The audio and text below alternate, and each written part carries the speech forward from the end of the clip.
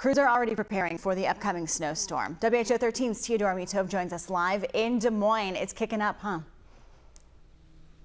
Yeah, Samantha, we were here live just about an hour ago. That's when the snow was just starting to fall, and now you can already see that it's sticking on the floor right around me now. Des Moines Public Works, their crews spent the week preparing their snow plows. Now, we do have some video to show you of those snow plows. All of the plows are now fully equipped to clear the snow and salt the roads. Now, none of the roads have been treated before this snowfall, and that was because there was a chance of rain before the snow, so they were worried that the rain would have washed away the salt. So again, just keep that in mind. None of the roads had been treated. Des Moines Public Works Director said the uncertainty of the storm was the greatest challenge, but his crews are prepared to handle the worst while hoping for the best case scenario.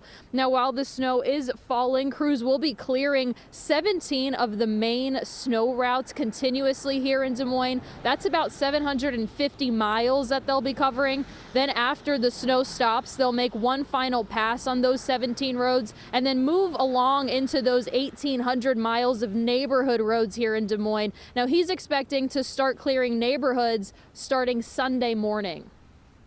It takes a while, and we would then expect to be done around about Monday morning. So hopefully we'll be done before rush hour, but it may eat into much of Monday morning and be done around lunchtime on Monday.